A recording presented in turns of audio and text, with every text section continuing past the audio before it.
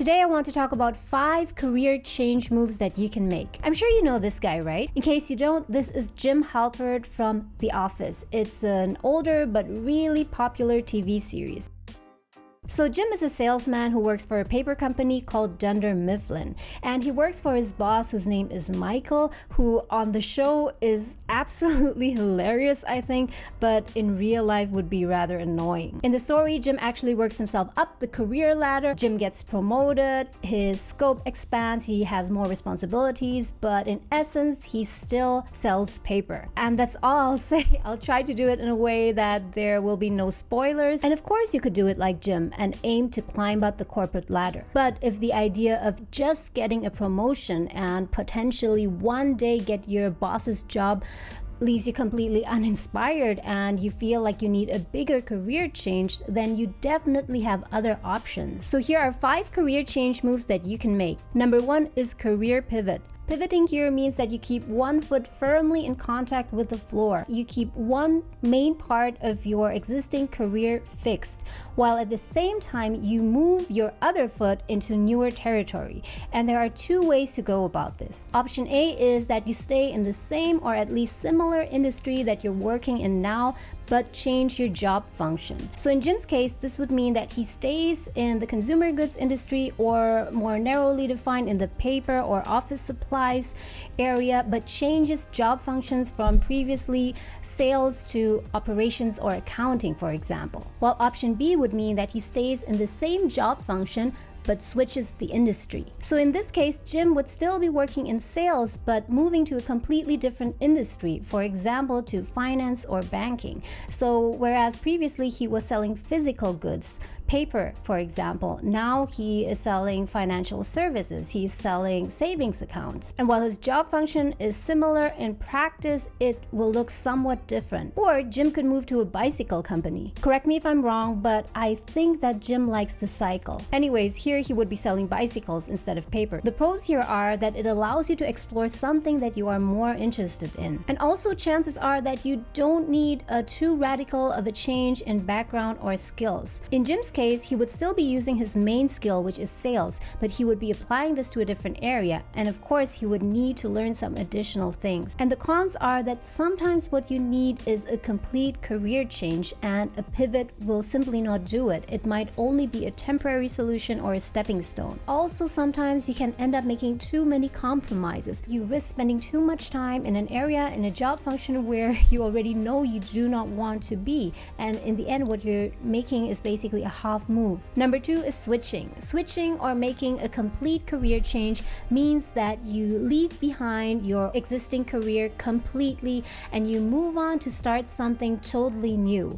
And this usually means that you change not only the industry but also the job function at the same time. In Jim's case, this would mean that he leaves behind his job as salesman at the paper company Dunder Mifflin and moves to a bicycle company and works in the finance department. Or even more extreme is he moves to work in finance at an insurance company. Another example of a switch would be if he leaves his job and starts his new restaurant and at the same time also works as a chef there. By the way, I'm not really sure if Jim can cook. In case you guys know, you can let me know in the comments below. And it's not impossible to make this change, but what is likely to happen is that Jim would need to start from an entry-level position or move down the career ladder a notch. And this would mean that he would be making a step back, at least temporarily, but at least he would be climbing up the right ladder. The pros are, if you make a switch, that you can focus 100% on this new career.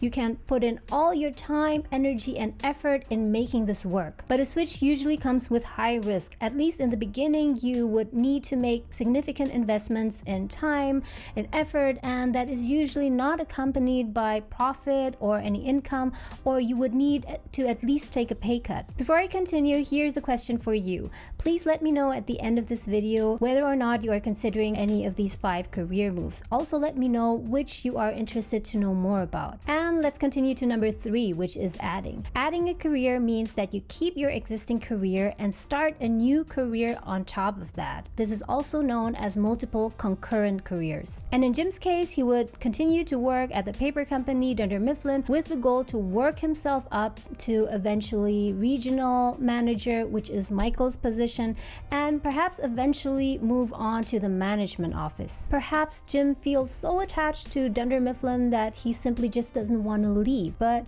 he might feel that there is something really lacking in that career and that he also needs to do something else on the side. So he might decide to open an online bicycle company. And it doesn't always have to be entrepreneurship. Alternatively, he could start a band. Wait, I think Kevin was the one with the band, right?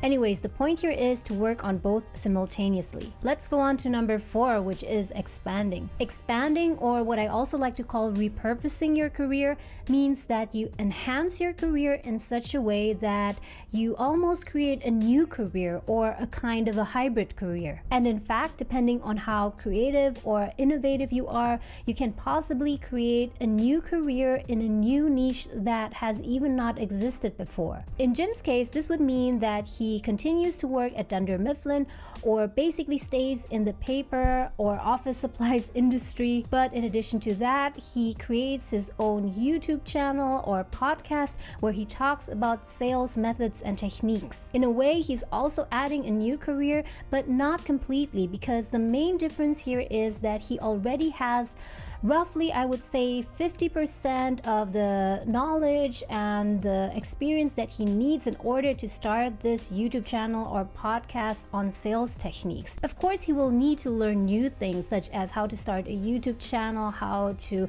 record himself, do a bit of editing, and so on, but there is already a very big overlap in what he needs. Alternatively, Jim could also start a career as a non-fiction writer. He could, for example, write books about branding and marketing, and again, of course, he would need to learn a bit about writing, about publishing, but he basically already has the necessary knowledge and the experience. So in a way, he is repurposing what he already has, his existing career. The pros for expanding your career are that you can start to establish yourself as an expert in your niche.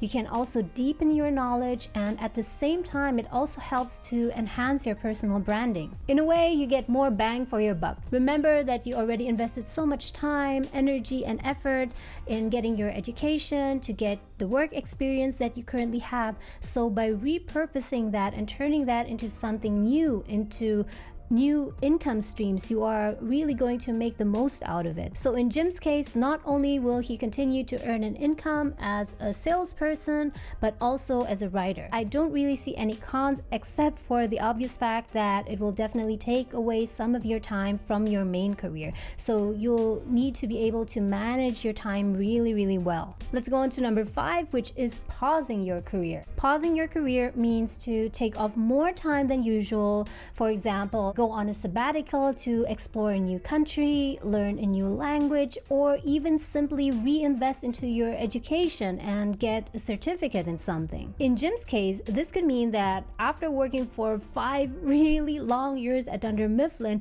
he could decide to either go to China or to Taiwan to learn Mandarin, because he knows that in the long term, this is something that will really benefit his career. By the way, if you're interested to find out what Jim from The Office finally did for his career, then I would recommend you to check out the series. Taking some time off, of course with a plan of what you want to do with that time, can oftentimes lead you to new and really exciting places. You might be surprised that I count pausing your career as a career move. You might even say we should never ever under any circumstances pause our career. And in the short term, I completely agree with that. We should always be working on our careers.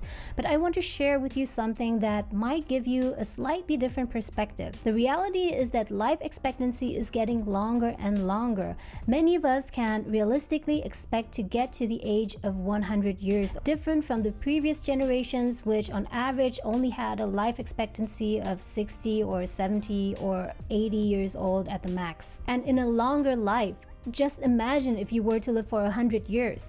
These kind of pauses if planned and placed strategically throughout your career, can even be necessary because you need times where you revitalize your health and also reinvest in your education. But more about this in another video. So now you might have heard different terms for switch, pivot, career change, and so on, but these terms all don't really matter. Remember that these terms are just tools and concepts that can help you to understand better what you're aiming for. And once you know exactly what you're aiming for, you are likely to get there faster. And also, these career moves are not one-time strategies. You can combine these and apply different strategies and moves at different stages of your life. You could, for example, aim for a career pivot within the next 3 years and then go on a sabbatical for 1 year and then make a career switch and so on. And the goal here is by no means to just keep moving and moving and moving just for the sake of it, but the goal here is to make these strategic moves and keep on adjusting so you get to the kind of career